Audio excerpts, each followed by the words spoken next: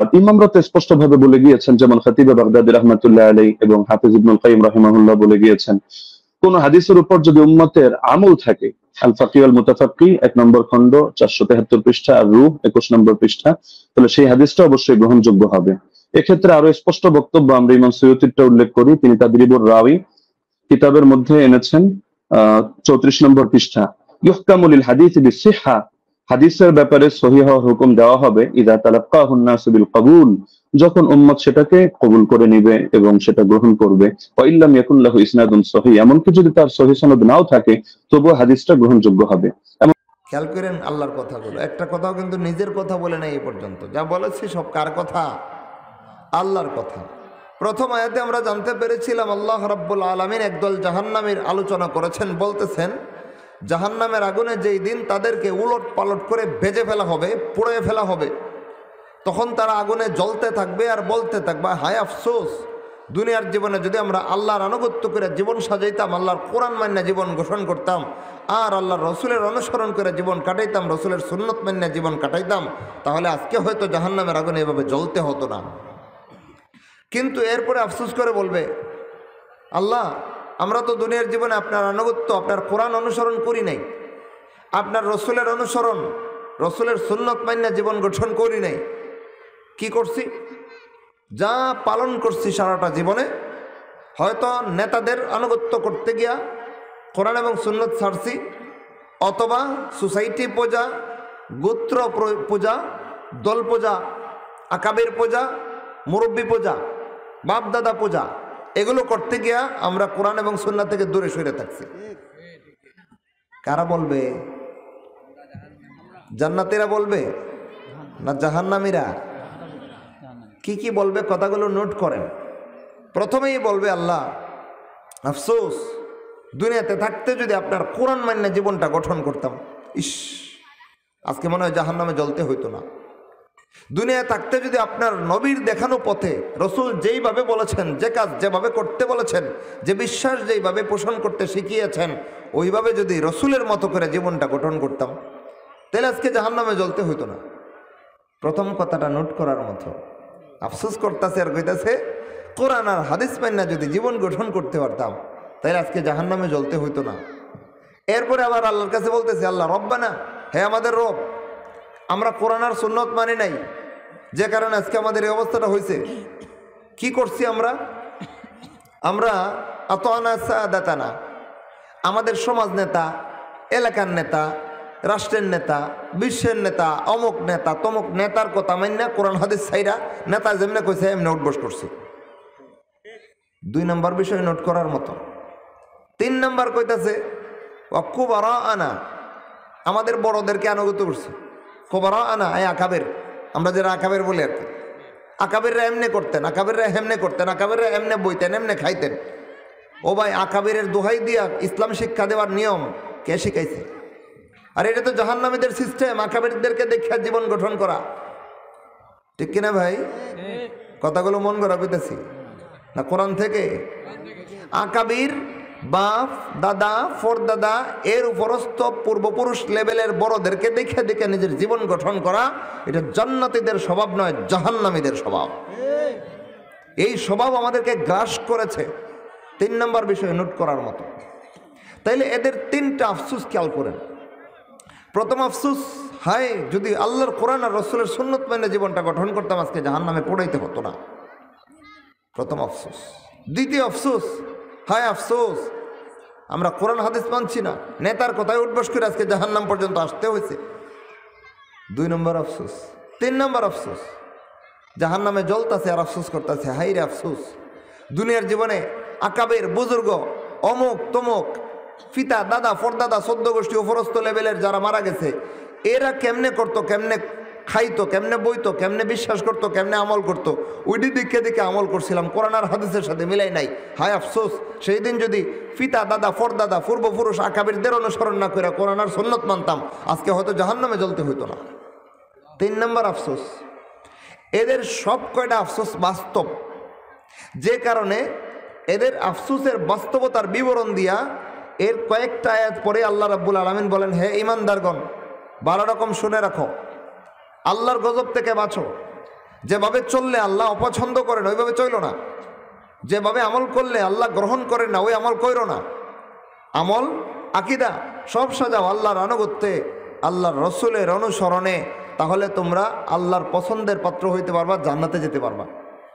কিন্তু তোমরা যদি ওই ওদের মতো নেতাদের কথায় উঠবস করতে গিয়ে কোরআন হাদিস ছাইরা দাও, আকাবির বুজুর্গদেরকে মানতে গিয়ে কোরআন সুন্নাহর তোয়াক্কা না করো, তাইলে তুকাল্লাবু উজুহুহুম, যেভাবে তাদের চেহারাগুলোকে জাহান্নামের আগুনে উলট পালট করে বেঁচে ফেলা হয়েছে, তোমাদেরকে এমনটা করা হবে। এই সবগুলো কথা বোঝায় আল্লাহ বলেন ইত্তাকুল্লাহ, সুতরাং সাবধান, যা কিছু কইরা এরা জাহান্নামে জ্বলতাছে, তোমরা এগুলো করতে যাও না, আল্লাহর এই গজব থেকে বাঁচো। আর কি করো? কুলু কাওলান সাদীদা, সবসময় অর্থবহ সত্য কথা বলো। এরপরে আল্লাহ বলেন ইউসলিহ লাকুম আমালাকুম, তিনি তোমাদের আমলগুলোকে সংশোধন করে দিবেন। ওয়া ইয়াগফির লাকুম যুনুবাকুম, তোমাদের গুনাহগুলো তিনি ক্ষমা করে দিবেন। এরপরে আল্লাহ বলেন ওয়ামাই ইউতিইল্লাহ ওয়ার রাসূল, যারা আল্লাহ এবং আল্লাহর রাসূলকে অনুগত্য করবে, অনুসরণ করবে, ফাকাদ ফাজা ফাওজান আযীমা, সে তো মহাসফল কাম হয়ে গেছে। এই যে এরা তিনটা আফসোস করেছিল, প্রথম আফসোস ছিল হায় আফসোস, আমরা দুনিয়ার জীবনে যদি কোরআন আর সুন্নাত মেনে জীবন গঠন করতাম আজকে আমাদের অবস্থা হইতো না। দ্বিতীয় আফসোস, কিন্তু আমরা কোরআন সুন্নাহ মানে নাই, নেতাদের কথায় উঠবস করতে গিয়ে কোরআন সুন্নাহ ছাইরা দিছিলাম। 3 নম্বর আফসোস করবার কইব হাইরে আফসোস, দুনিয়ার জীবনে যদি কোরআন হাদিস মেনে চলতাম, কিন্তু কোরআন হাদিস না মাইনে আমরা পিতা দাদা ফরদাদাদেরকে যে আমলে, যে রেওয়াজে, যে রসুমে, যে সমাজের প্রচলনের উপরে পাইছি, পিতা দাদাদের আনুগত্য করতে গিয়ে, আকাবের বুজুর্গদের আনুগত্য করতে গিয়ে ওইভাবেই চলে আসছি, যে কারণে আজকে আমাদের আমলগুলো বাতিল হয়ে গেছে আর ফলাফল জাহান্নামে চলে আসছে।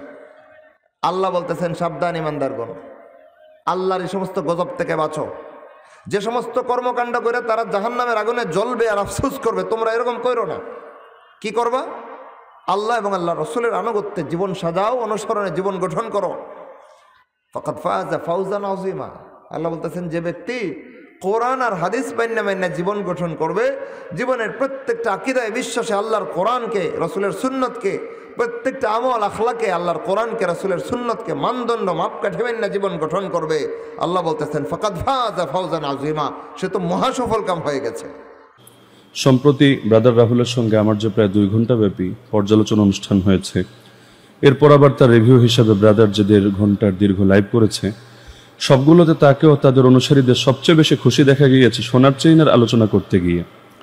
পারলে যেন এত বেশি গর্ব করে তারা যে গর্বে কেমন যেন গর্ভবতী হয়ে যায়। সোনা বলে কথা, খুশি না হয়ে কি আর পারা যায়? কিন্তু সোনার চেইন তো আর ব্রাদারদের গলায় মানায় না, সিস্টারদের গলায় মানায়। যেহেতু ইসলামে পুরুষদের, আচ্ছা, আপনারা শুনে নিয়েছেন। আজকে জাস্ট এই কয়েকটা বিষয়ে আমি আজকে জবাব দেব। তার ভাষা, ল্যাঙ্গুয়েজ সমস্ত কিছু দেখেছেন। তার জন্য আমিও এখানে আজকে যে ব্যানারটা বানিয়েছি, যে উস্তাদজি দেখছেন তো কিভাবে মানে আমাকে একটু অনুকরণ করার চেষ্টা করেছে উস্তাদজি। মানে আমি স্লাইড ব্যবহার করেছি, তো উনি এতটা এখনো শিখতে পারেনি, তবে শিখবে। তাই তিনি লিখিত সাংবাদিকের মতো মানে ট্যাবকে সামনে রেখে দেখে দেখে goat goat goat goat goat goat goat goat goat goat reading করছে। বেশ ভালো রিডিং করতে পারে। তার জন্য আমি ভাবছিলাম যে ট্যাব বাবা বললেও মোটামুটি খারাপ হয় না, চলে যেতে পারে। তো যাই হোক, তিনি ব্রাদার না সিস্টার এটা তো তিনি বুঝতে পারছেন না। অনেক ক্ষেত্রে দেখছি যে তিনি মানে বুঝতে পারছেন না। তো এক্ষেত্রে কয়েকটা কথা, যে কে ব্রাদার কে সিস্টার, এই বিষয়গুলো তো কথা দর্শক মন্ডলী তারা বলবে, তাই তো? তা আমাদের এখানে মূল কথা হচ্ছে এটা, যে দেখেন বিতর্কর পরে আলোচনা পর্যালোচনা হয়, ইলমি আলোচনা পর্যালোচনা হবে যদি কেউ করতে চাই। সাধারণত আমি এটাকে মানে পছন্দ করি না। বিতর্কতে যা হয়েছে হয়েছে, এখানে শ্রোতারা তাদের উপরে ছেড়ে দিতে হবে, শ্রোতারা ভালো মন্দ সবকিছু বুঝবে, তারাই এখানে সিদ্ধান্ত নেবে। কিন্তু আমার ওস্তাদজি তাকে দেখলাম যে না, তিনি বিতর্কের পরে থেমে নেই, একটার পর একটা একটার পর একটা তিনি লেগে চলেছেন। আর বিতর্কের আগেও যখনই বিতর্ক চ্যালেঞ্জ অ্যাকসেপ্ট করা হয় এবং ফাইনাল ডেট ঘোষণা করা হয়, তখনই তিনি এমন অশ্লীল ভাষায় শব্দ ব্যবহার করেছে। প্রথম থেকে তার এই স্বভাবটা আমি দেখেছি, কিন্তু তারপরে আমি ধৈর্য ধারণ করেছিলাম যে না, উনি অশ্লীল বাক্য বললেও আমি বলবো না। তারপর তো একটা মানুষের ধৈর্য সীমা রেখা আছে, আর তাকে যেহেতু উস্তাদ বলেছি সেক্ষেত্রে তাকে অনুকরণ তো করাই যায়। দেখেন 6 এপ্রিল 2:40 ইন্ডিয়ান সময় দেখাবে। এটা কি বলছে, ইসরায়েলি প্রোডাক্ট বঙ্গীয় মাদখালী শেখদের অন্যান্য কর্তৃত্ব চেটাই যে তারা একটা অন্ধ গোয়ার ছ্যাঁচড়া বেয়াদব প্রজন্ম গড়ে তুলতে পেরেছে। এমন কিছু বিল্লি জন্ম দিতে পেরেছে যাদের প্রত্যেকে বলে মে হু জঙ্গল কা শের। দীর্ঘদিন হিন্দি সিনেমা দেখার ও অশ্লীল ভিডিও বেচার প্রভাবেও এটা হতে পারে। অবিরাম ভণ্ডামি করে শেষে আবারও বড় গলায় হুঙ্কার ছাড়ার যোগ্যটা ভালো রপ্ত করতে পেরেছে। বালখিল্লাতাই এদের রক্তের সাথে মিশে গেছে। অবশ্যই জ্ঞান ছাড়া শুধু চাপার জোর দিয়ে যারা বলে তাদের পুঁজি এছাড়া আর কি বা হবে। সব চাপাবাজির অবসান ঘটবে 12 এপ্রিল রাত 9টা থেকে। কত ধানে কত চাল, কার বাহুতে কত বল, তার সময় স্পষ্ট করবে ইনশাআল্লাহ। কারা শিরি বাংলা আর কারে শিয়ারি বাংলা, মানে শিয়ালে বাংলা, তাও জাতি দেখবে। দেখেন আমাদের বিতর্ক খুব সুন্দরভাবে মানে ডেট ঘোষণা হয়েছে। উনি আগে বলবেন, আমিও আগে বলবো, এটা নিয়ে ছ্যাঁচড়ামি করেছিলেন। কারণ আমাকে আগেই কথা দিয়েছিলেন যে উনি বলবেন। তারপর তিনি অস্বীকার করেছিলেন যে একটা ছ্যাঁচড়ামি করেছিলেন, ওটা নিয়ে কথা হচ্ছিল। তো যখন আমি বললাম যে ঠিক আছে ওস্তাদ, যে আপনি যেই শর্ত হচ্ছেন সেই শর্ততে বসবো, তারপরে অ্যাকসেপ্ট করার পরে তিনি আর ধৈর্য ধারণ করতে পারেননি। আবার আক্রমণজনক ভাষা, এই যে বিয়াদব, ছ্যাঁচড়া, গোয়ার প্রজন্ম, এই কথাগুলো, কে শেরে বাংলা, কার বাহুতে কত জোর, আগে থেকে 6 এপ্রিল দেখতে পাচ্ছেন। তো ঠিক আছে, তো বিতর্কটা হয়ে গেল, বেশ ভালো কথা। আমি বিতর্কটার পরে সাধারণত কোনো পোস্ট দিই না। তো দেখছি যে বিতর্কের পরেই তিনি প্রায় ঘন্টা ২-৩ পরে মনে হয় এই পোস্টটা দিল। তো এখানে কোনো আক্রমণ কিছু করেনি, শুধুমাত্র জাস্ট আলোচনা করেছিল কিছু বিষয় নিয়ে। তার পরিপ্রেক্ষিতে আমিও জাস্ট উনি যখন দিলেন তারপরে আমি একটা পোস্ট দিয়েছিলাম যে আমাদের বিতর্ক থেকে মানুষ উপকার হবে, কোনো আক্রমণ-টাক্রমণ কিছুই নেই। তারপরের দিন তিনি দেখছি যখন চারিদিকে শোরগোল পেকে গেছে যে আরে বিতর্কে কি করলো এই কাজটা, আলী হোসেন ওসমান কি করলো, ওস্তাদজি কি করলো, এটা যখন মানে চারিদিকে শোরগোল হতে শুরু করেছে, সকলে বলছে যে কওমিদের নাক কেটে দিয়েছে। আর এটা বাস্তব, এটা মানে কওমিরা অনেকেই বলছে যে এই ওসমান জায়গায় যদি আবরার থাকতো তাহলে ব্রাদারকে উলঙ্গ করে দিত। কে বলছে ইনাতুল্লাহ আব্বাসী থাকলে দেখিয়ে দিত। আবার বেরলভীরা অনেকে ভিডিও করেছে, তার পরের দিন দেখলাম তারা বলছে যে ওই খারেজি উস্তাদজিকে বলেছে, সে বলতে পারে খারেজির সঙ্গে লামা জাবিদের বিতর্ক হয়েছে। আমাদের ওলামা যারা আছে শহীদুল্লাহ বাহাদুর, আলাউদ্দিন জিহাদি, তাদের সঙ্গে বসলে দেখিয়ে দিত। মানে এরকম বেরলভীরাও সাপোর্ট করছে না ঠিকভাবে। বারবার বলছে আমাদের বেরলভী ঘরের কেউ বসলে ব্রাদারকে দেখিয়ে দিত। মানে এই কথাগুলো কিসের আভাস দেয়? এটা তো সাধারণ মানুষটা বোঝে। সাধারণ মানুষ প্রত্যেকে জানে। এবং ওস্তাদজি তার একটা ভিডিওতে নিজেও বলে দিয়েছে পরিষ্কারভাবে যে দেখেন আগে থেকে পূর্বে থেকে ওস্তাদজির উপরে নাকি কওমিদের এবং সুন্নিদের, জামাতিদের রাগ আছে। এইজন্য তিনি বলতে যাচ্ছেন এইভাবে। তাই ওসমান সাহেব যদি কোন নাস্তিকের সঙ্গে বিতর্ক করত, নাস্তিকের পক্ষে নাকি এইসব ব্যক্তিগুলো নিয়ে নিত। তো আমি তারপরে দেখলাম যে যাই হোক মানে বেরলভীরাও বুঝলাম সুন্নিরা, কিন্তু কওমিরাও আজকাল এই মুফতি শফিক হাশিমে দেখছি পোস্ট দিয়েছে। তারপরে রেজাল কোন আবরার পোস্ট দেওয়ার কথা ছিল বিতর্ক পর্যালোচনা করে, তাও কিছু দেয়নি। আরিফ বিন হাবিব বারবার এই প্রসঙ্গে কথা বলছে, কিন্তু বিতর্ক নিয়ে কোনো কথা বলছে না। এই সার্বিক দিক থেকে মোটামুটি মানুষ এটা স্বীকার করে নিচ্ছে যে উস্তাদজির পারফরমেন্স খুব একটা ভালো হয়নি, এটা বোঝা যাচ্ছে। তো উস্তাদজি এটাতে হীনমন্যতে ভুগে তিনি একটা পোস্ট দিয়েছে। তবে হ্যাঁ, উস্তাদের পক্ষে যদিও কওমিরা কেউ মানে সমর্থন দিচ্ছে না, সকলে মনেই করছে যে হেরে গেছে, নাক কেটে দিয়েছে কওমিদের। সুন্নিরাও ওরকমই ভাব যে ওর চাইতে আমাদের আলাউদ্দিন জিহাদি, শহীদুল্লাহ বাহাদুরি বেশি ভালো থাকতো। এই সবাই বিরোধিতা করলেও এই কালকে দেখলাম আসাদ নাস্তিক, ও কিন্তু উস্তাদজির পক্ষে একটা ভিডিও বানিয়েছে যে উস্তাদজি জিতে গেছে, এরকম একটা বোঝানোর চেষ্টা করেছে। ওসমান সাহেবকে আসাদ খুব অ্যাপ্রিশিয়েট করেছে, খুব সম্মান দিয়ে কথা বলেছে। কেউ পক্ষে না থাকলে উস্তাদজির পক্ষে আসাদ নূর কিন্তু ঠিকই আছে। তো যাই হোক, এই সমস্ত কিছু ঘটনা দেখার পর দেখছি যে না, কিছু না। তখন তিনি শুরু করে দিলেন ফেসবুকে লেখালেখি। দেখেন আমি কিন্তু আগে দেখিনি, দেখাতে পারবেন না ইনশাআল্লাহ। উনি আগে লিখেছেন প্রত্যেকটা। উনি লিখতে শুরু করে দিলেন এই হাদিসের শাজ মুস্তারিব, এই হাবিজাবি স্বাচ্ছন্দ্য লিখলেন। তো ঠিক আছে, এবার লিখেও হলো না। তারপরের দিন রাত্রিবাদে প্রোগ্রামে তিনি ২৭ মিনিট ধরে আমাদের ডিবেট নিয়ে পর্যালোচনা, কত উল্টাপাল্টা কথা শুরু করে দিলেন, যেটা আমি প্রথম পর্বে দেখিয়ে দিয়েছি। তো তারপরে তিনি মানে যখন শুরু করলেন, বিভিন্ন রকম সমালোচনা শুরু করলেন। আর আমি এখানে একটা কথা বলে রাখি যে ওস্তাদজি আস্তে, আস্তে দেখছি যে একটু মডার্ন হওয়ার চেষ্টা করছে। এটা ভালো। অবশ্যই আমার কাছ থেকে একটু পরামর্শ নিয়েছেন যে ব্রাদার আপনি সাউন্ডের জন্য কি মাইক্রোফোন ব্যবহার করেন। তো তাকে আমি পরামর্শ দিয়েছিলাম, ভালো পরামর্শ দিয়েছিলাম যে আমি এই সাউন্ড সিস্টেম ব্যবহার করে আপনি নিতে পারেন। তো যাই হোক, অনেকে আবার বলতে পারেন যে আমি এই গোপন মেসেজ, ব্যক্তিগত মেসেজ এটা শেয়ার করলাম কেন? এটা আমি ওস্তাদজির কাছ থেকে শিখেছি। দেখেন ওই ৬ আলী হোসেন ওসমার সঙ্গে আমার ব্যক্তিগত একটা মেসেজ ওস্তাদজি ভাইরাল করেছিল যে আমি নাকি উনাকে বলেছি এই প্রথম আলেমদের সঙ্গে বসছি, তো তাই নার্ভাস ফিল হতে পারে, এই জন্য আপনি আগে বলেন। তো আমার সঙ্গে তার ব্যক্তিগত মেসেজ উস্তাদজি কেউ ভাইরাল করেছিল। ওই যে তার কাছে শিখে আমি একটা ব্যক্তিগত একটা পার্সোনাল মেসেজ, তার উপকারী মেসেজ, তাকে অসম্মান করার জন্য না, আমি এটা জাস্ট দেখালাম। তিনি শিখছেন। আমার সঙ্গে বসলে আরো অনেক কিছু শিখতে পারবেন, সমস্যা নেই। আচ্ছা, দেখেন তারপরে আমাকে অনেকে বলেছে যে, "ভাইজান আপনাদের ব্যক্তিগত মেসেজ কেন এভাবে ভাইরাল করছো সোমা?"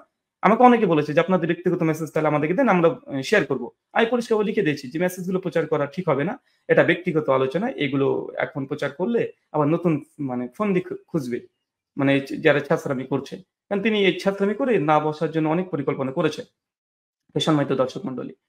তারপরে তিনি আবার মেসেজে একটা ফেসবুকে পোস্ট করে দিলেন, ব্রাদারের ধূর্ততা, মূর্খতা, জাহেলিয়াত নিয়ে পর্বা করে ভিডিও করবে। তারপরে বলে দিলেন পর্বের নাম কি হবে? ব্রাদার যখন সিস্টার। তারপরে তিনি আরেকটা দিলেন যে এইসব ছোট লোকদের প্রতি আর ভালোভাবে ইলমি আলোচনা করবে না। উনি এখন ছোট লোকদের সঙ্গে ছোট লোকনামো করবে। ঠিক আছে? মানে এখন অভদ্র হবে। মানে এখন সে নোংরা নাপাক জায়গাতে নেমে অ্যা অন্য কিছু পরিষ্কার করার ধান্দা করবে। এইসব কিছুই তিনি মানে সিদ্ধান্ত ফাইনাল নিয়ে নিয়েছেন। তো যাই হোক, আমার কথা হচ্ছে এটা, অ্যা যে উস্তাদজি ইলমি আলোচনা করবে, ভালো আমরা ইলমি জবাব দেব।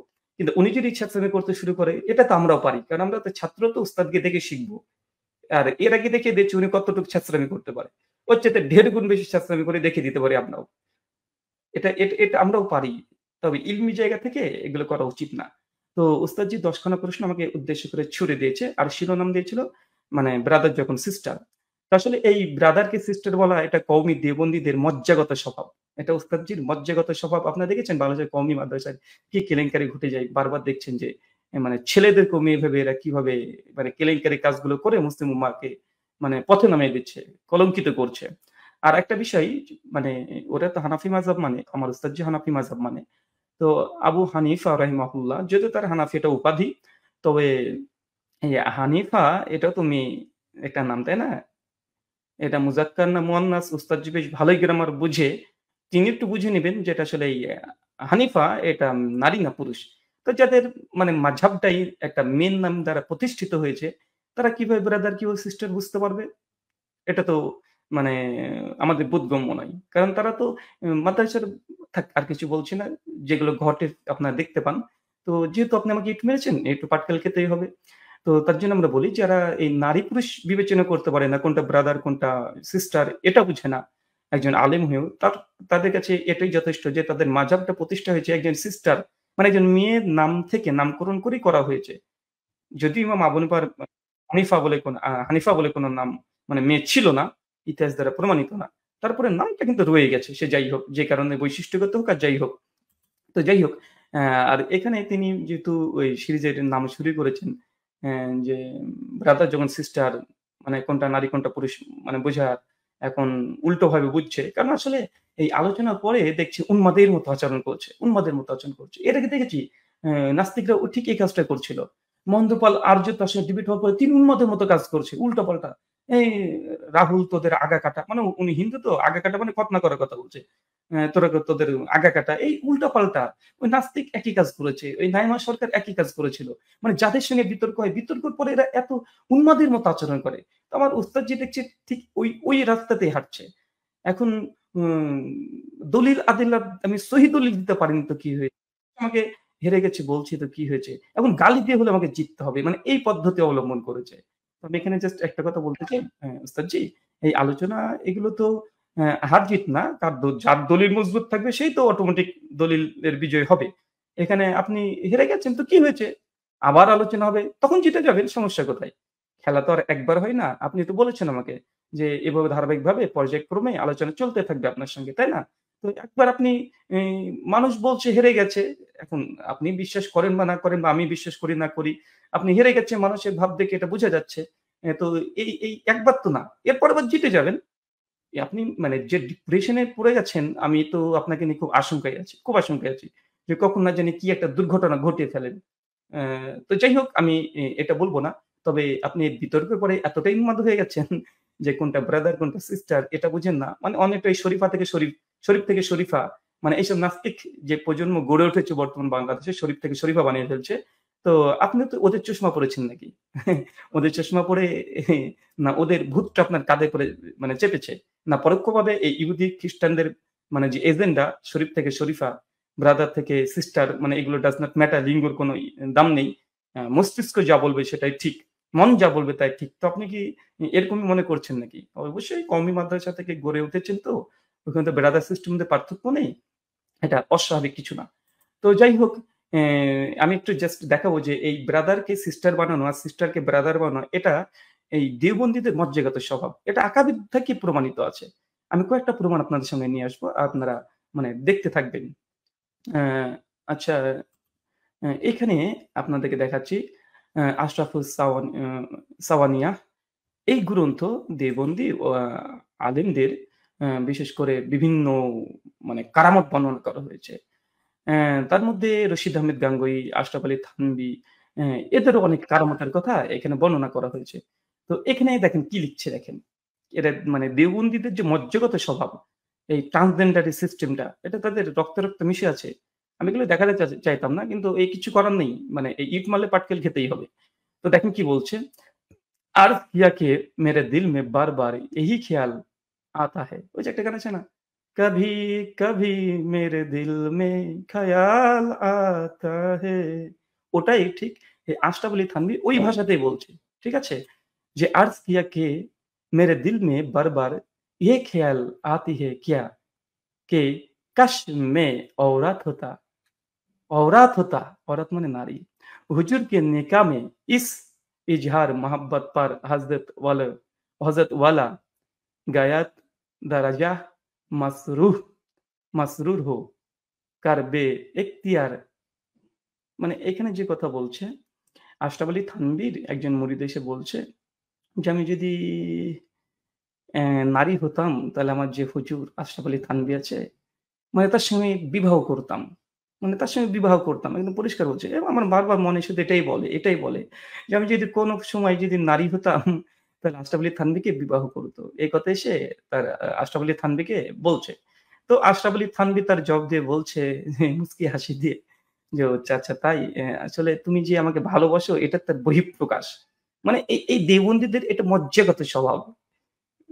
পীরকে বলছে গিয়ে তার মুরিদ, আমি যদি মেয়ে হতাম, নারী হতাম, औरत হতা তো হুজুর কে নিকাহ মে, মানে হুজুরের সঙ্গে মানে পীরের সঙ্গে তিনি বিবাহ করত। আর আশরাফ আলী থানভী মুচকি হেসে দিয়ে বলছে, "এটা তুমি যে আমাকে ভালোবাসো, ये आपकी मोहब्बत में सवाब मिलेगा।" বলছে তুমি আমাকে ভালোবাসো, এইজন্য তোমার এই জিনিসটা বারবার মনে আসে।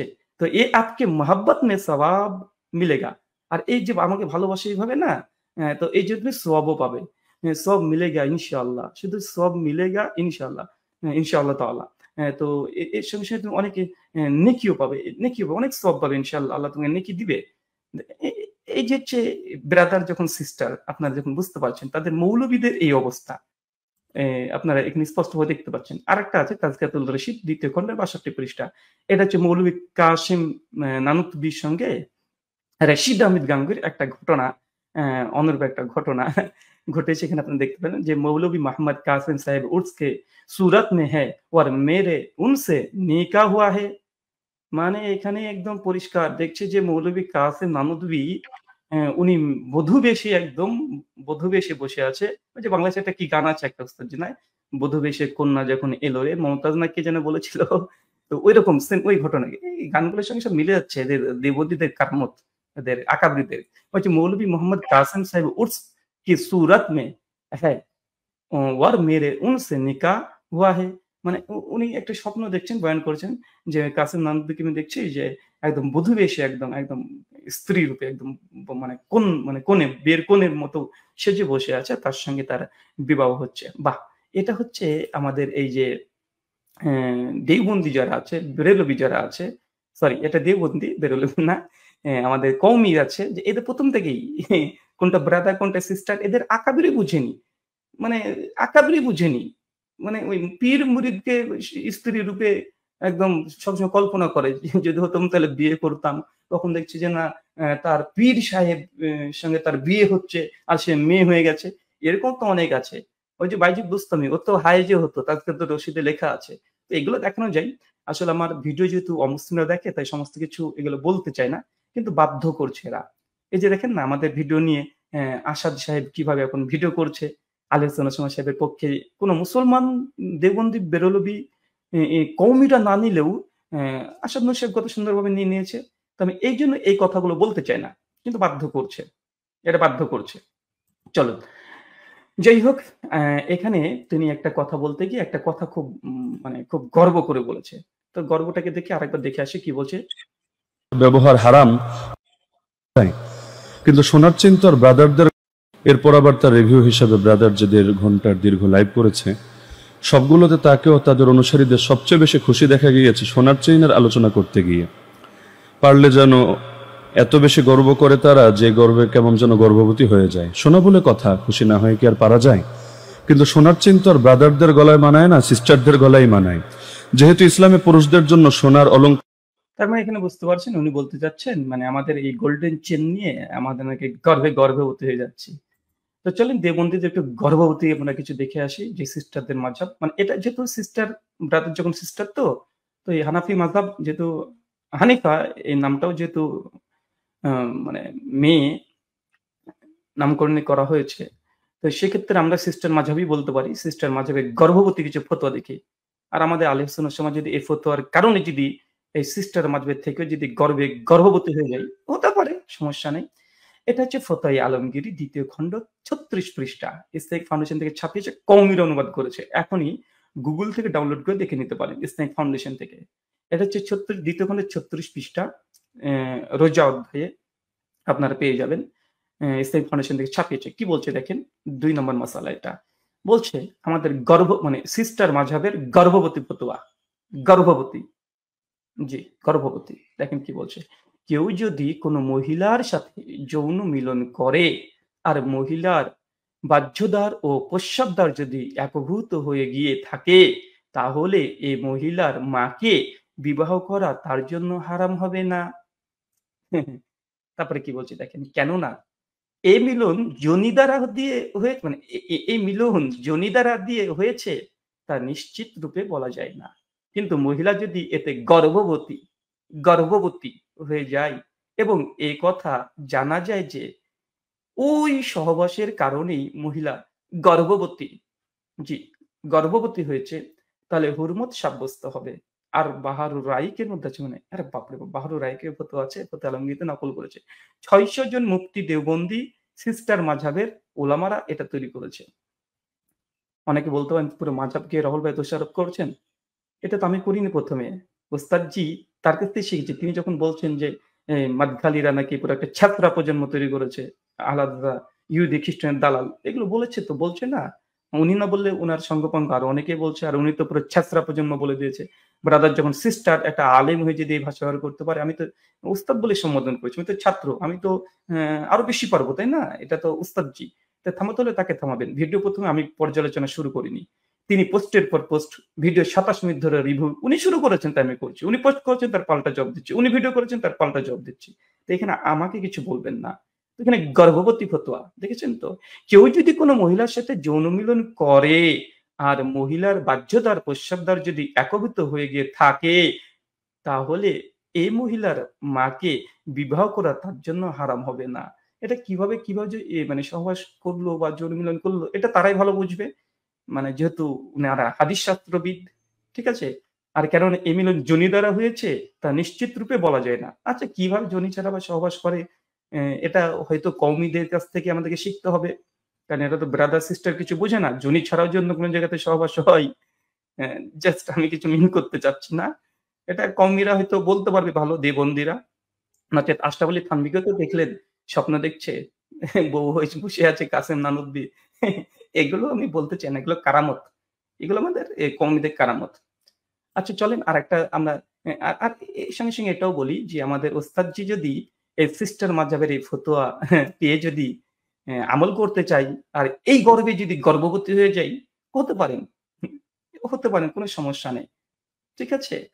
আচ্ছা আরেকটা ফতোয়া দেখেন, এটা হচ্ছে ফতোয়া আলমগীরি 2য় খণ্ড 39-40 পৃষ্ঠা, ইসলামিক ফাউন্ডেশন কওমি হানাফি দেওবন্দির অনুবাদ করেছে। কি বলছে দেখেন, হ্যাঁ, প্রথমে প্রথম যে সেট দেখছেন তার 3 নম্বর লাইনটা দেখেন। বলছে কি, পুরুষের জননেন্দ্রিয় সোজা ও শক্ত হয়ে যাওয়ার পর সে যদি তার স্ত্রীকে তলব করে না পায়, সেই কন্যা মানে স্বীয় কন্যা মানে নিজ কন্যা স্বীয় কন্যার উরুদয়ের মধ্যবর্তী স্থানে তা প্রবেশ করাই, তবে এই কন্যার মা তার জন্য পিতার জন্য হারাম হবে না। ফতোয়া বৈধ না অবৈধ এই মাসালায় আসেনি। তো ফতোয়াটা দেখেন আমাদের মানে এই সিস্টার মাযহাবের তথা আমাদের ওস্তাদ ওসমা সাহেবের যে মাযহাবকে ফলো করে, তারা এই মাযহাবটাকে নিয়ে গর্ববতী হয়ে যায়। মানে স্ত্রীকে তলব করবে, পাইনি তো কি হয়েছে? মেয়ের কাছে চলে যাবে, গিয়ে মানে ২ পায়ের উরুর মধ্যে যা করার করবে। ঠিক আছে? আর লিঙ্গ যদি সোজা শক্ত হয়, এটা বলছে, এটা তো আমার কথা না, ডাইরেক্ট আপনারা দেখতে পাচ্ছেন। সোজা শক্ত হয়ে যদি মেয়ের কাছে যদি চলে যাই আমাদের ওস্তাদরা, তাহলে অবশ্যই তার মা হারাম হবে না। অ্যা একদম এটা আমাদের ওস্তাদজির এই ফতোয়া আলমগীরিতে সিস্টার মাযহাবের গর্ভবতী ফতোয়া। হুম, এটা গর্ভবতী ফতোয়া। ওস্তাদজি একটু গর্ভবতী হয়ে যান। একটু গর্ভবতী হয়ে যান এই মাযহাব নিয়ে। ঠিক আছে? আচ্ছা, আরেকটা দিয়ে দিই। এরকম দিতে লাগলে কয়েকশো দেয়া যাবে। তো আমি দিতে চাচ্ছি না, কয়েকটা জাস্ট আপনাকে দেখাবো। ইট মারলে তো পাটকেল খেতে হবে। আমাদেরকে গোল্ডেন চেন দিয়ে গর্ভবতী বানানোর চেষ্টা করবেন। তো আপনারা একটু এই নিজের মেয়ের কাছে একবার চলে গিয়ে গর্ভবতী একটু হয়ে যাবেন। অথবা অন্য কোনো জায়গাতে গিয়ে মানে অন্য জায়গাতে গিয়ে একটু গর্ভবতী হয়ে যাবেন। ঠিক আছে? এটা তো আপনাদের মাঝের ফতোয়া। কোরআন হাদিস তো দেখাচ্ছি না, তাই না? ফতোয়ায়ে আলমগীরি ৬০০ মুক্তি মিলে লিখেছে। ৬০০। ঠিক আছে? আচ্ছা, আরেকটা দেখেন। এটা ফতোয়া আলমগীরি প্রথম খণ্ডের ৪৯৬ পৃষ্ঠা, ইসলামিক ফাউন্ডেশন। গর্ভবতী হওয়ার মতন ফতোয়া। কি বলছে দেখেন। চতুষ্পদ জন্তুর লজ্জাস্থান স্পর্শ করাই যদি বীর্য নির্গৃত হয়, তবে রোজা ফাসিদ হবে না। বাহ! একদম গর্ভবতী হওয়া ফতোয়া। কি বলছে? চতুষ্পদ জন্তুর লজ্জাস্থান স্পর্শ করাই যদি বীর্য নিগৃহীত হয়, তবে রোজা ফাসেদ হবে না। তো যাই হোক, তারপরে মাসালাটা দেখি। চতুষ্পদ জন্তু অথবা মাইয়েত মানে মৃত। চতুষ্পদ জন্তু অথবা মৃত মানে মৃত কোনো নারী যদি হয়, নারীর পাশাপাশি যদি কোনো পুরুষও হয়, দিকটা যেহেতু যাই হোক, মাইয়েতের সাথে যদি সহবাস করে, মানে মৃত ব্যক্তির সঙ্গে যদি সহবাস করে, কিংবা জীবিতদের লজ্জাস্থান ছাড়া অন্য স্থান দিয়ে সহবাস করলে যদি বীর্য মানে নিগৃহীত না হয়, তবে রোজা ফাসেদ হবে না। মানে আমাদের এই সিস্টার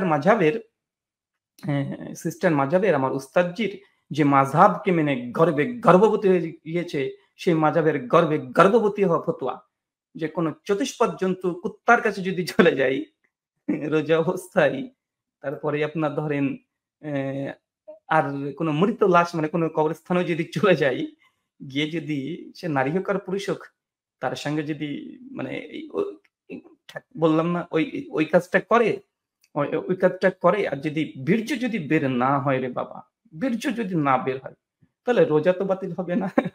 রোজা বাতিল হবে না। আর বীর্য বের হয়ে গেলে রোজা ভেঙে যাবে। তো এই হচ্ছে আমাদের উস্তাদজি বললেন যে গর্ভবতী হওয়ার কথা বলেছিল। তাদের মাযহাবের এই গর্ভবতী ফতোয়া এগুলো।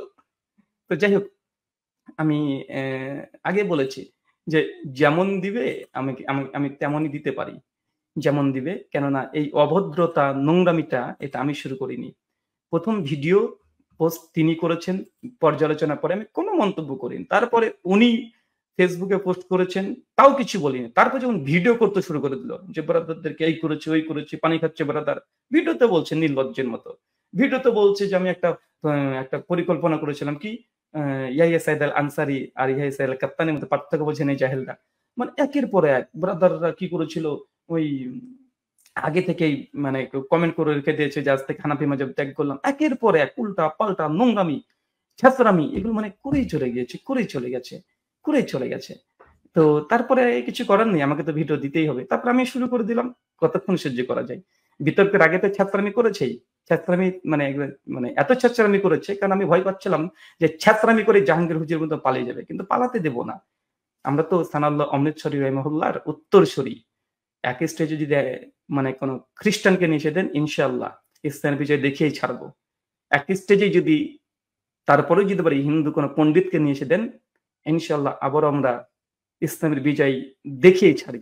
আর একই সঙ্গে যদি আহলে হাদিসের বিরুদ্ধে যেসব মতবাদ আছে, ভ্রান্ত মতবাদ, তারা বসে, আমরা যেটা হক কোরআন সুন্নাহর বিজয় আমরা দেখিয়েই ছাড়ি। তো আমি ওস্তাদজিকে বলব, দেখেন বিতর্ক তো হয়ে গেছে, তারপরে আপনি উন্মাদের মতো যে আচরণগুলো করছেন, অনেকে কওমি আলেমরা এটাকে সহ্য করছেন, ঠিকভাবে নিচ্ছেন না।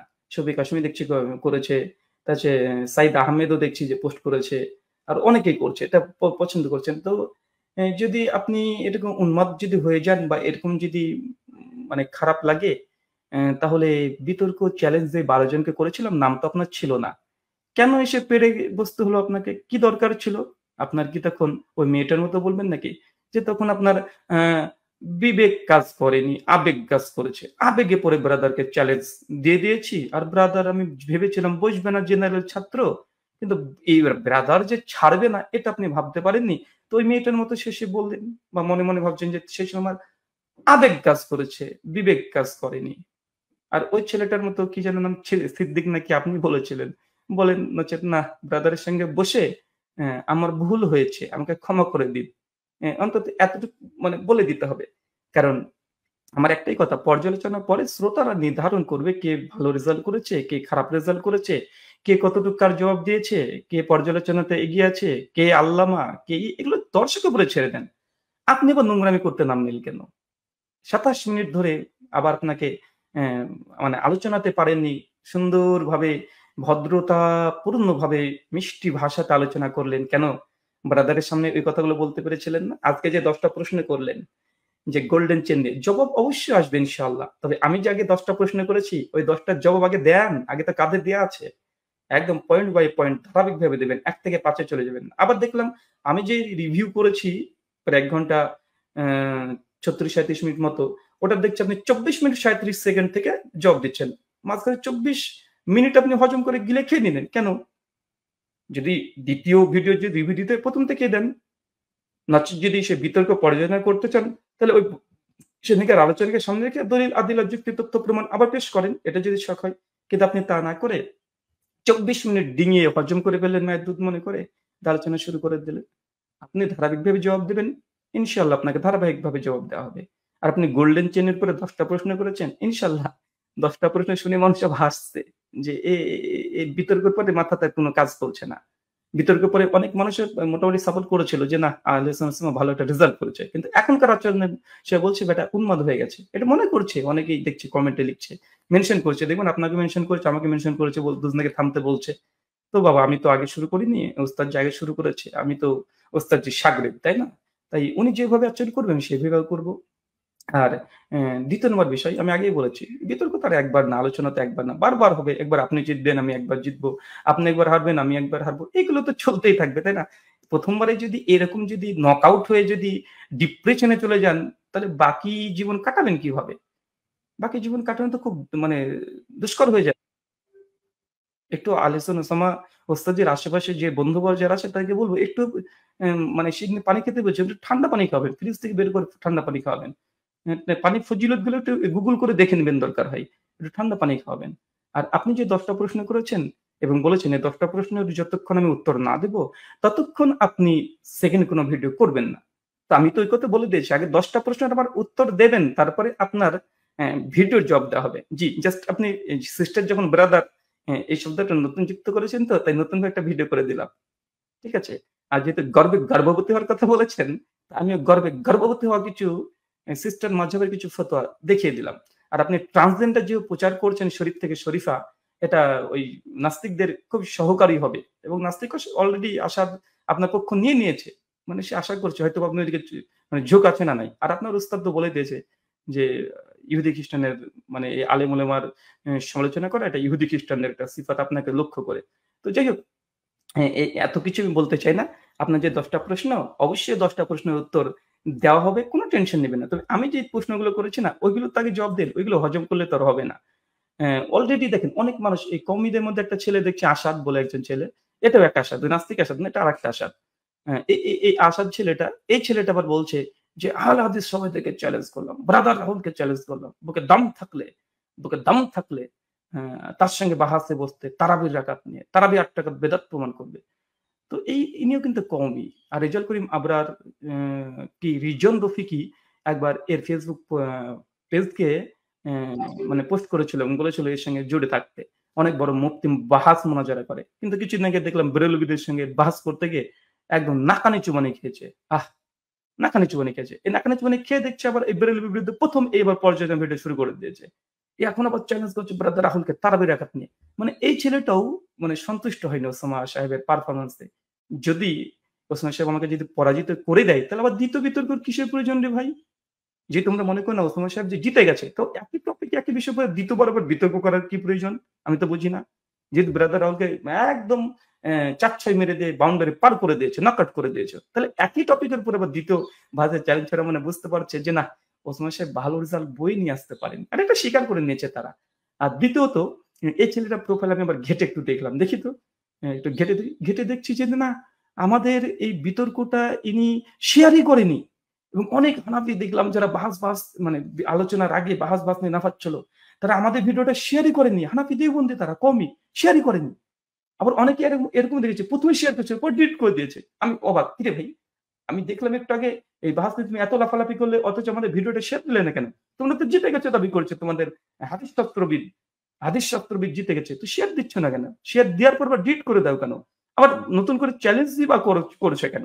রেজাল্ট করে আমরা বললো না ডিবেট নিয়ে পর্যায়মূলক কিছু লিখবো, 4 দিন হয়ে যাচ্ছে লিখছে না কিছু। এগুলো কিসের আলামত? তো ওস্তাদজিকে বলবো একটা কথাই মনে রাখবেন, যে ইলমি আলোচনা পর্যালোচনা চলতে থাকবে। পাগলামি ছ্যাচরামি করলে গর্ভবতী হওয়া হতো, আরো অনেকগুলোই আছে, অনেক কিছুই দেখানো যায়। এই লাইনচ্যুত করিয়েন না। যে 10টা প্রশ্ন করেছি, ধারাবাহিক ভাবে বলেন যে হ্যাঁ সে নাকি 10টা প্রশ্ন করেছে। হ্যাঁ, অনেক সময়তে যে সময় যেহেতু ফরম্যাট লিমিটেড থাকে, তো অনেক প্রশ্ন উত্তর দেওয়া যায় না টু দ্য পয়েন্টে। তো আপনি একটা করে আমার প্রশ্ন ধরেন, একটা করে খণ্ডন করেন। 10টা প্রশ্নকে একটা প্রশ্ন নিয়ে অন্তত একটা করে এই 18-20 মিনিটের ধরে আপনি খণ্ডন করেন। নচেৎ সাংবাদিকের মতো ট্যাবে লিখে নিয়ে এসে গট রিডিং করে চলে যাচ্ছেন। এটা কি সাংবাদিকের চাকরি নেবেন নাকি? অবশ্যই ট্রাই করতে পারেন। আপনার যে ভাষা সাহিত্য আলহামদুলিল্লাহ অনেক সুন্দর। আমি আপনাকে লেখাগুলো বেশি, বেশি পড়ার চেষ্টা করছি। কারণ আপনার ভাষাগুলো আমাকে খুব ভালো লাগছে লেখা, এবং বলার স্টাইলটা খুব ভালো লাগছে। আমি চেষ্টায় আছি আপনার মতো ভাষাকে রপ্ত করা। মানে আপনি অনেক সাহিত্যিক ভাষা ব্যবহার করতে পারছেন। এবং আপনার অনেক বাংলা, আননোন বাংলা খুব সুন্দর, সুন্দর করে গুছিয়ে কথা বলতে পারছেন। এটা রপ্ত করার মতো আপনার। এটাকে আমি চেষ্টায় আছি যে আপনার মতো এইভাবে কথা বলা যায় কিনা। সমস্যা নাই, আমি চেষ্টা করব। আপনার যেহেতু ওস্তাদ বলে স্বীকার করে নিয়েছি। তবে আপনি আমাকে যদি অনুকরণ করতে চান, তাহলে তো আবার বিপদ হয়ে যাবে। আমাকে অনুকরণ করতে চান না। গর্ভবতী হয়ে যাবেন। আর সাধারণ হানাফি ভাইদেরকে বলি, আপনাদের উপরে আমার কোন রাগ বিদ্বেষ কিচ্ছু নাই ভাইজান। আমার একটাই কথা, ডিবেট হয়ে গেছে, শ্রোতারা ডিসিশন নিবে। কেন উনি সমালোচনা শুরু করলেন 27 মিনিট ধরে? ওয়াজ মাহফিলে উনি করতে পারতেন যে হ্যাঁ 10টা প্রশ্নের উত্তর বরাদ্দ রাহুলে দেওয়া হয়নি, 10টা ভিডিও করে 20 মিনিট করে, এই দেখেন আপনার এই প্রথম প্রশ্নের এটা হচ্ছে জবাব, 1 নম্বর প্রশ্নের জবাব দিয়ে দিল। পরে তো আমি আবার পর্যায়ে একটা ভদ্র শালীনতা বজায় রেখেই আলোচনা করব। ওটা হতে পারতো। নচেৎ উনি এখন শুরু করে দিলেন গালিগালাজ খিস্তিখা, ছোট লোক, যে ছোট লোক, তার হিন্দি সিনেমা দেখার ফল, অশ্লীল ভিডিও বেচার ফল। জিন্দেগি তোমার সিডির দোকান কোনদিন ছিল না, ভিডিও কোনদিন বেচিও নি সিডির দোকানে। আমার সিডির দোকানে কোনোদিনই ছিল না। এই যে পরিষ্কারভাবে হয়েছে অন্ধ গোয়ার ছেঁচড়া বেয়াদব প্রজন্ম গড়ে তুলেছে। এটা আজকের না, কিন্তু আমার আলোচনা না, 6 এপ্রিল দিয়েছে একদম। তারপরে এই একের পর এক মানে নোংরামি, ছেঁচড়ামি এই জিনিসগুলো করে চলে যাচ্ছে। তো এইগুলো তো উনি আলেম মানুষ। আমরা তো জেনারেল ছাত্র, জেনারেল লাইন থেকে এসেছি তো। তাই উনি যদি পারেন, তাহলে আমাদের তো মানে আপত্তি থাকার কথা না আমাদের বিষয়ে। কারণ এগুলো উনি ছোট লোক বড় লোক দেখতে এসেছে এখানে, যে কে ছোট লোক কে বড় লোক, কোটিপতি। এগুলো দেখলে তো মানে বিপদ। মানে ব্রাদার যখন সিস্টার এই টাইটেল দেওয়া, ডাইরেক্ট ছোট লোক বলা। তো এই ছোট লোকটা করেছে কে? উস্তাদ যে আপনি নিজেই করেছেন। বিতর্কের পর আবার কিসের আলোচনা পর্যালোচনা? কেন করবে? ওগুলো তো শ্রোতারা করবে। আর কিছু কন্টেন্ট ক্রিয়েটর আছে, ওরা করবে। এটা কি আপনার কাজ? না কন্টেন্ট ক্রিয়েটর হওয়ার আবার শখ জেগেছে আপনার, যে নতুন করে কন্টেন্ট ক্রিয়েটর মানে ভিডিও তৈরি করতে হবে? ওগুলো কন্টেন্ট ক্রিয়েটর যারা আছে, ভিউজ ব্যবসা করছে, তারা করবে। আমজনতা শ্রোতা যারা আছে তারা দেখবে, আলেম ওলামা যারা আছে তারা বিতর্কটাকে দেখে সে বই তারা ফেসবুকে তারা রিভিউ দিতে পারে, এলমি রিভিউ দিতে পারে। নচেৎ আপনি যা শুরু করলেন ওয়াজ মাহফিলে গিয়ে, তো আমাকে তো বাধ্য করলেন। তার জন্য ব্রাদারকে সিস্টার বলা এইসব আপনার ঘুচে যাবে। আর ঘুচে দিয়েছে অলরেডি। মানে এরকম হলে আবার বিপদ হয়ে যাবে। আচ্ছা একটা বই দেখাই, একটু থামেন। আপনাদের যমজ ভাই বেরুলবীর আপনাদের প্রসঙ্গে একটা বই লিখেছে, ব্রাদার যখন সিস্টার, দেখেছি আপনাদেরকে ওলামাদের। আরেকটা একটা বই দেখাই, দেখ 1 মিনিট।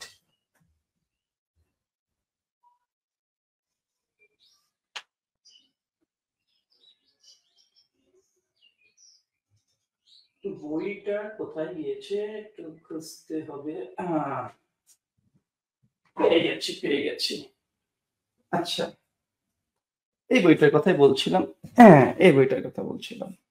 বইটা দেখছেন? বলৎকারের মুখোশ উন্মোচন। এই যে রবিউল ইসলাম জিহাদি। বইটার ভলিউম প্রায় 910 পৃষ্ঠার কাছাকাছি। জি, 910-12 পৃষ্ঠা। এখানে শুধু কওমিরা কত জায়গায় বলাৎকার করেছে গোটা বইয়ে। কয়েক হাজার নিউজ একদম পত্রিকা থেকে। এটা কিন্তু আমার না, এটা আপনাদের জমজ ভাই মুকাল্লিদ বেরলভীরা বই রচনা করে বাংলাদেশে ছেড়ে দিয়েছে। হ্যাঁ? তো ব্রাদারকে সিস্টার ভাবা, আহ, ভেবে যদি আপনি যদি একটু খুশি হন, তবুও যদি ঠান্ডা হন, শান্ত হন, উন্মাদনা থেকে বেরিয়ে আসতে পারেন, তবে আহ, আপনাদের তো এই যে অবস্থা, ব্রাদারকে সিস্টার ভেবে কুকাম করা, অন্তত এগুলো বন্ধ করে দেন। আমাকে এটা বলে যদি খুশি হন, অন্তত এই ব্রাদারদেরকে যেগুলো পড়াশোনা করে অন্তত এদেরকে একটু ছেড়ে দিয়েন। আর আপনাদের আকাবিরদের যে ঘটনাগুলো দেখিয়েছি, এটা তো আপনাদের মজ্জাগত সহ আগেই বলেছি, চিরাচরিত নীতি। তাই ছাত্রামি করতে আসেন না। ইলমি আলোচনা, ইলমি পর্যালোচনা ঘটে গেছে, যেটা সুন্দরভাবে আপনি আলোচনা করেছেন। আমিও আমার দিক থেকে আমি যতটা পেরেছি সুন্দরভাবে আলোচনা করার চেষ্টা করেছি। এখন সাধারণ জনতা, আলেম ওলামা নিজ নিজ জায়গা থেকে তারা বিষয়টাকে তারা পর্যবেক্ষণ করবে। এখন আপনি যদি হেরে যাই, জানতেন আমার কি করার, আমার কি অপরাধ? আমি কি ওই ছেলেটার মতো আমাকে এখন স্বীকার করতে হবে যে উস্তাদ আমার ভুল হয়েছে, আমাকে ক্ষমা করে দেন উস্তাদজি, আর কখনো আপনার সঙ্গে বাহাতে আলোচনাতে বসে আপনার ইজ্জত নষ্ট করব না, আমাকে এটা বলতে হবে? আবার আমি ভালো একটা মাইক্রোফোন ব্যবহার করি, এই মাইক্রোফোনটা ব্যবহার করি, এটা নিয়ে আপনার আপত্তি। ভিডিওর মধ্যে বলছেন হাই কোয়ালিটির মাইক্রোফোন ব্যবহার করে, পোস্টেও লিখেছেন হাই কোয়ালিটির, মানে আমি হাই কোয়ালিটির এই মাইক্রোফোনটা ব্যবহার করি, এটাও আপনার আপত্তি? কি বলবো তাহলে উস্তাদজি? আমার ভুল হয়েছে, আমাকে ক্ষমা করে দিন, এটা বলতে হবে? মানে আমি একটু ভালো কম্পিউটার সম্পর্কে জানা আছে, স্লাইড তৈরি করতে পেরেছি, এটাও তার আপত্তি। এখন উস্তাদজি আমি কি করব? আমি এজন্য কি আপনার কাছে সরি, ক্ষমা করবেন বলতে হবে? তারপর আপনি ঠান্ডা হবেন? যদি এরকম হয় যে না, আপনি উন্মাদনা থেকে আপনাকে বেরিয়ে আসা, ডিপ্রেশন থেকে যদি বেরিয়ে আসতে যদি আপনার যদি ক্ষমা চাইতে হয়, ক্ষমা চাইবো আপনার কাছ থেকে। তারপরে যদি আপনি ডিপ্রেশন থেকে বেরিয়ে আসেন, আর আমি এই দেবনী কমিদেরকে বলছি যে আপনারা বন্ধ করেন। এই উস্তাদকে এভাবে প্রেস্টিজে ফেলা কি দরকার? যে আপনি কমিদের নাক চুবিয়ে দিলেন, রেজাল্ট করিম থাকলে ভালো হতো, এনায়েতুল্লাহ বাসী থাকলে ভালো হতো। এগুলো এগুলো বলিয়েন না। মানুষটা কেমন একটা একটা ডিপ্রেশনে চলে যাচ্ছে। উনার পরিবার আছে। এমনি তো ২-৩ বছর তিনি ছিলেন না। তিনি অন্য জায়গাতে ছিলেন, আপনারা জানেন। এই ২-৩ বছর হলো, এর মধ্যে এত ডিপ্রেশনের মধ্যে ফেলে দিলে ব্যক্তির অবস্থা কি হবে? আমার উস্তাদজি উনি। প্লিজ আপনারা বন্ধ করেন। উস্তাদজিকে এইভাবে আর খোঁচা দিয়েন না যে আপনি কওমিদের মুখ চুবিয়ে দিলেন। রেজাল্ট করিম আবরার হলে ভালো হতো।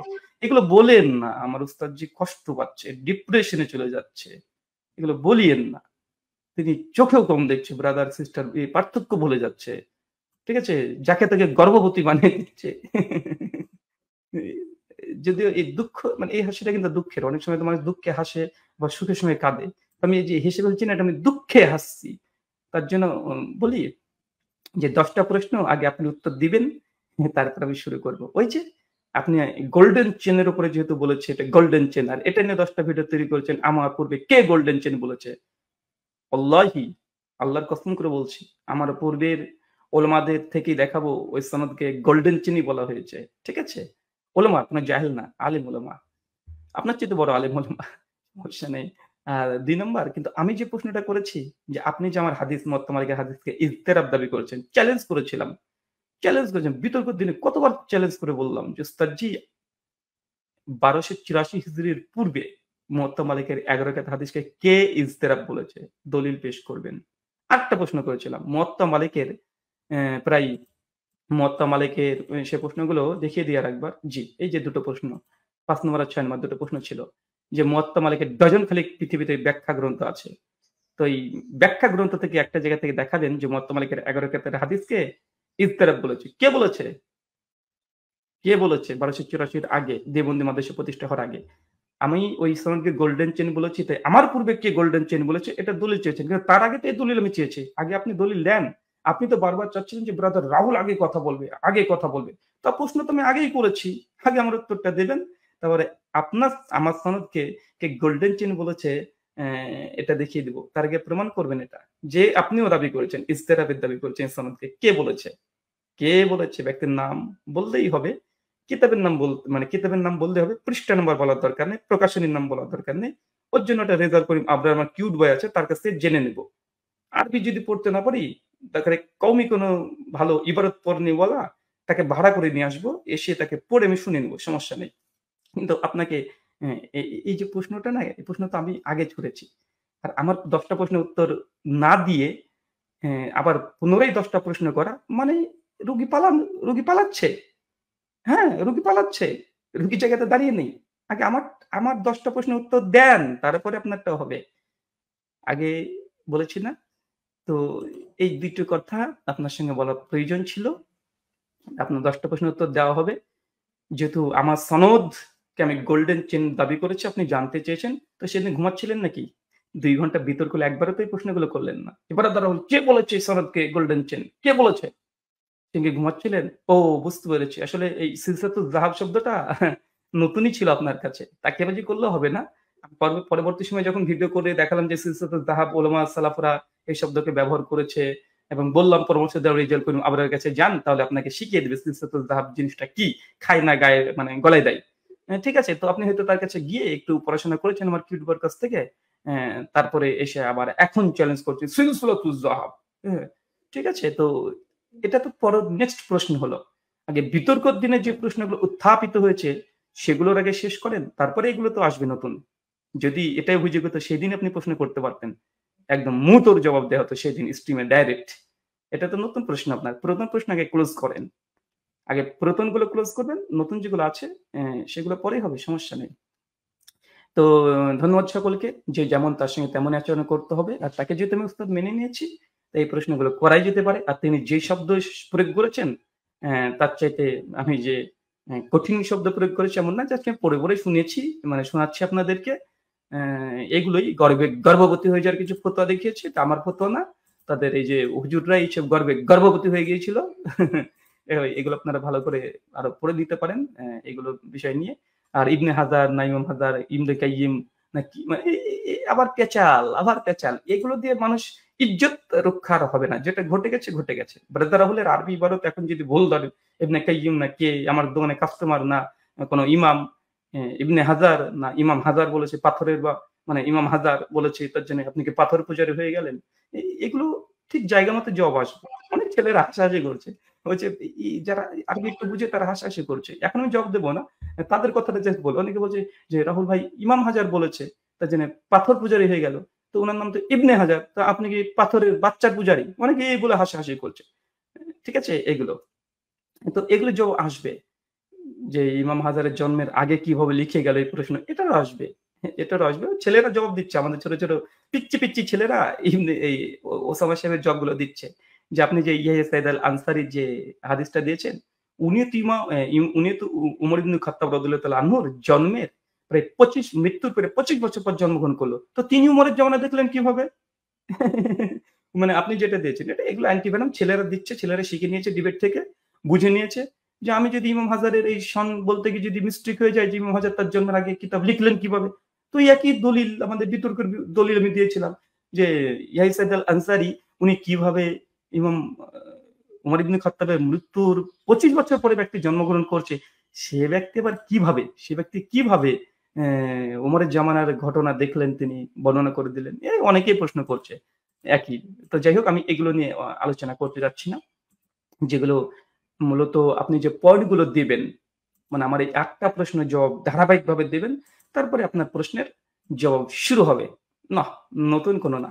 আপনি ছ্যাঁচড়ামি করে পিছল কাটবেন জাহাঙ্গীর হুজুরের মতো, ওটা আমার কাছে হবে না। আপনি তো জানেন যে ব্রাদার রাহুল যদি বলেছে যেটা সেটা করে দেখাবে। ব্রাদার হলো পালার লোক না। আর পালালে ১ম দিনই পালিয়ে যেত। এতদূর আপনি টেনে আসতো না। স্থান হলো অমৃতসর মহল্লা। আমরা উত্তরসূরি আগে বলেছি না? আমরা ছাড় দেব না। একদম চলবে। তবে পয়েন্ট লাইনে থাকতে হবে। বে লাইনে গেলে নাই। বে লাইনে গেলে আমাদেরকেও বে লাইনে যেতে হবে। এই গর্ভবতী ফতোয়া চলে আসবে। তখন আমার বিপদ হয়ে যাবে। তো এইদিকে না যাওয়াটাই ভালো।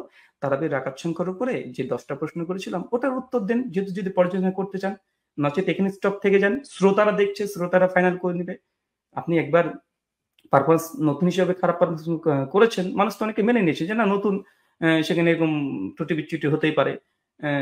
এটা অনেক মানুষ মেনে নিয়েছে। অনিচ্ছাকৃত শর্ত হলেও হাসিমুখে মেনে নিয়েছে যে না ওস্তাদ জি এরকম হতে পারে। ব্রাদার রাহুল অনেক পুরাতন, অনেকবার ডিবেট করেছে। এক্ষেত্রে সে এগিয়ে থাকতে পারে। এটা অনেকেই স্বীকার করছে এইভাবে। তো সেক্ষেত্রে আপনি ১ম হয়েছেন। এরপর আবার আলোচনা হবে, তখন আপনি জিতে যাবেন। আর জিতে গেলে আপনাকে এই গোলাপ ফুলটা নিয়ে বসবো, আপনাকে দেবো ওস্তাদজি, আপনি টেনশন নেবেন না। এটা আপনাকে দিয়ে দিব। ঠিক আছে? সমস্যা নেই। ওস্তাদজি বলে কথা আপনি। আর ট্রান্সজেন্ডার প্রচার করাটা বন্ধ করে দেন। শরীফ শরীফা এরকম দেখেন না। ওই নাস্তিকদের চোখে চশমা দিয়ে ব্রাদার সিস্টার বানায়েন না। তাহলে আবার বিপদ হয়ে যাবে। যাই হোক, সকলকে ধন্যবাদ এতক্ষণ আমাদের সঙ্গে থাকার জন্য। আর কিছুই বলার নেই। প্রশ্ন ওস্তাদজি ১০ টা দেবে। তারপর আমরা ধারাবাহিকভাবে তার প্রশ্নের জবাব আমরা দেব। তার আগে নয়। লাইন বিচ্যুত করতে দেব না। ছ্যাঁচড়ামি করার কোনো জায়গা নেই। আমরা আগে থেকেই বলেছি। ধন্যবাদ সকলকে। শুকরিয়া। জাযাকাল্লাহ খাইরান। বারাকাল্লাহ ফিকুম। আসসালামু আলাইকুম ওয়া রাহমাতুল্লাহি ওয়া বারাকাতুহু।